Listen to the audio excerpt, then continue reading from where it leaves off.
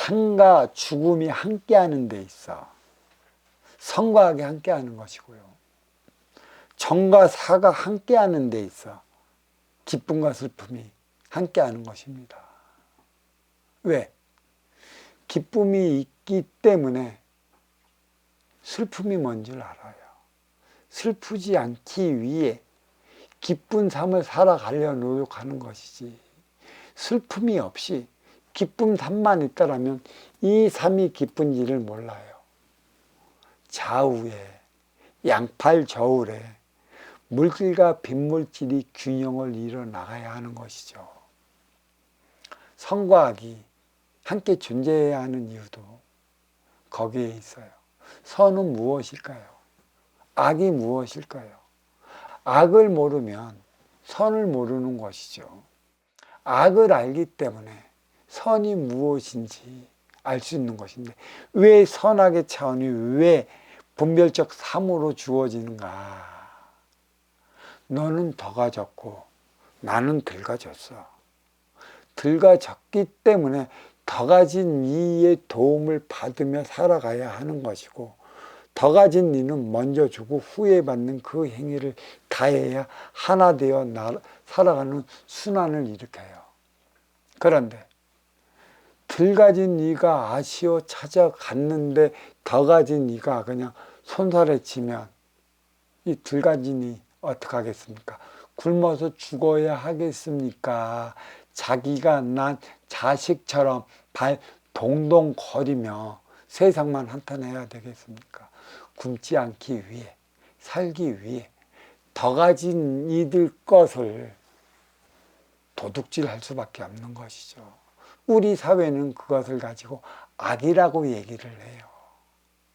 악의 차원으로서 밀어넣는 이들이 누구예요? 더 가진 이, 있는 이, 누리는 이, 그 이들 아닙니까? 지금까지도 모든 악은 어디서 비롯됐나? 아쉬운 활동의 주체를 통해 비롯됐지, 이로운 운용의 주체를 통해 비롯됐지 않았다는 사실이에요. 자, 한 번 더 생각해 봅시다.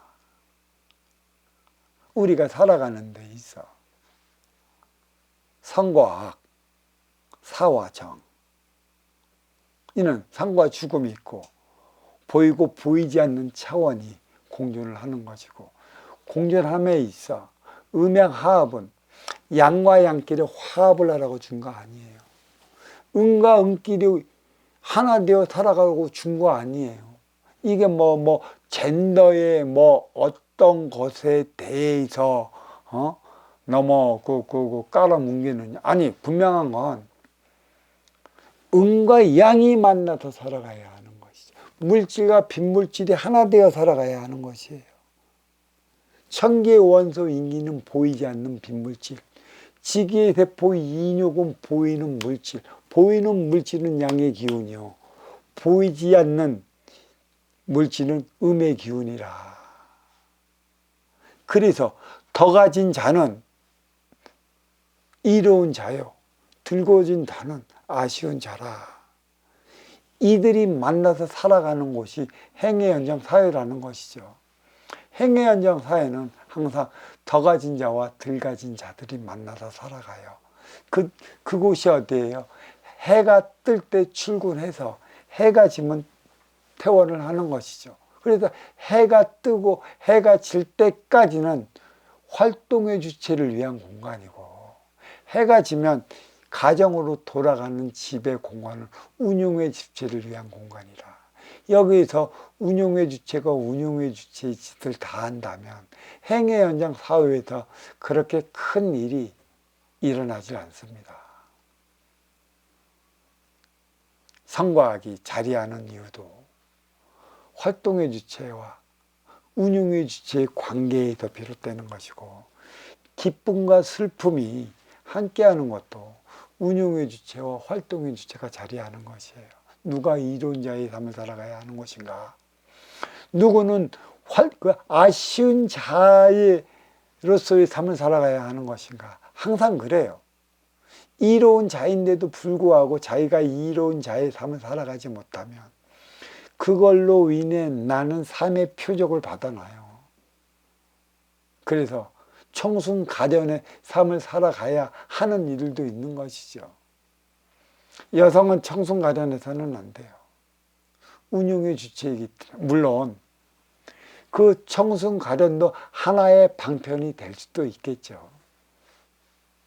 내 앞에 온 활동의 주체가 누구인가에 따라서 각자의 성향은 다르기 때문에 바로 여기에 있는 것이에요.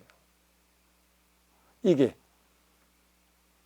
삶과 죽음, 삶은 활동의 주체요, 죽음은 운용의 주체라. 바로 여기에 있는 것이죠. 제발 개혁은 어디에서 일어나야 하는가?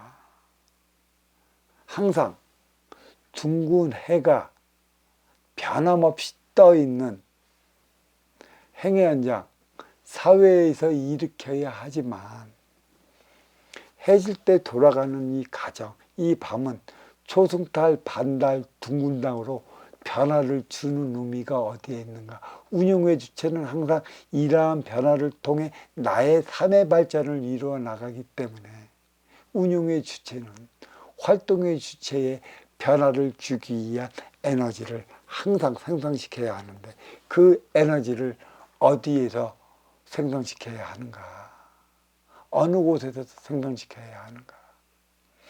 그러한 에너지를 진짜 생성시켜 줄 수 있는 곳이 있고 그러한 성인이 어디에 있는가? 말만 있고 행위가 따르지 않으면 말만 있는 것이고 우리는 이러한 모순적을 많이 살아가요.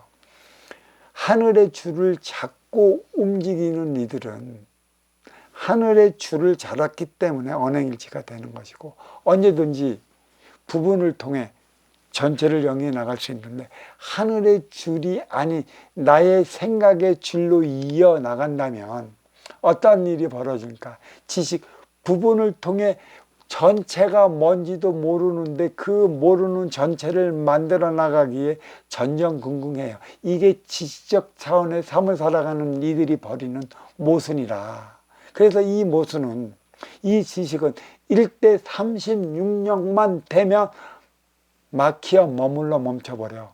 이내 사라져버려요, 지식은. 하지만 하늘의 줄을 잡고 가는 이 지혜는 마음 차원이고 그 영원불멸하고 불사불멸한 것이라 이미 이 마음 차원의 에너지는 전체를 알아요. 이 전체를 알기 때문에 부분을 통해 언제든지 전체를 만들어 나갈 수 있는 것이죠.